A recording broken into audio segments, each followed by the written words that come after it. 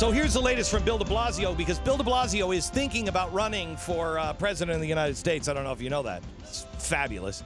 But he's thinking about running for president, and he's come out with a new progressive agenda, a 13-point agenda. And Barack Obama has talked about it. He said there was sort of this progressive statement of principles about what it means to be a progressive by some of these friends of mine. I noted that it was basically my agenda, except for the trade. Now, while he says that, one prominent Democrat, unnamed in this article, says none of that stuff is going to help us win elections and help us win back the House. What is the agenda? The mayor says he wants to stop Democrats from running away from the discussion of progressive economic policy. And I do too. Please run on your progressive ideology. Here's what he says. Raise the federal minimum wage so it reaches $15 an hour while indexing it to inflation. So raise it to 15 and then attach it to inflation. Federal. So imagine what a $15 federal minimum wage would do to Cedar Rapids, Iowa. And then if inflation goes up 2% a year, so does the minimum wage. Correct. There's wow, no that's way. Gonna be good. There is no way that minimum wage could be raised to $15 in small towns and survive. It would destroy Middle America, just destroy us. It's already creating shockwaves in Seattle, and it's not even to 15 yet. And in San Francisco, I believe. Yeah, yes. So in both of those, you've had all kinds of stores and restaurants closing.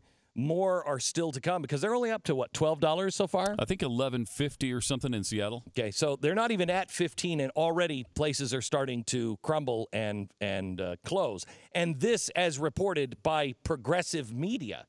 So you know it's much worse than what the media is saying. Can you imagine what it would do even in New York City, where prices are already skyrocket? I mean, you get a glass of orange juice. Is it $10? Probably in some places, yeah. Certainly at the hotels it is. Oh, yeah, for sure. Oh, at the hotels it's more than $10. Okay, so first one is raise minimum wage, which would cause massive unemployment. Then reform the National Labor Relations Act. Enhance workers' right to organize and rebuild the middle class. So the right to work goes away. Yeah, because you're going to have unions everywhere. Yeah, everywhere there would be a union. Mm-hmm. It's a good idea. Mm-hmm. A good idea. Pass comprehensive immigration reform to grow the economy and protect against exploitation of low-wage workers. Are you grow crazy? The economy.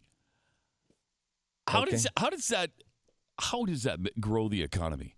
By all of a sudden granting amnesty to 12 to 20 million people who are here.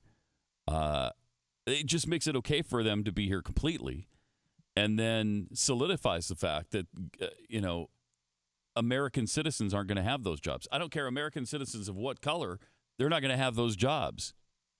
Here's what's interesting to me. The president said he's released these. I want to get this exact quote. Maybe I'm reading too much into this. Stu, you give him the benefit of the doubt. There was a sort of progressive statement of principles about what it means to be a progressive by some of these friends of mine, according to the president. Quote, I noted that it was basically my agenda, except for trade. Here's the trade section.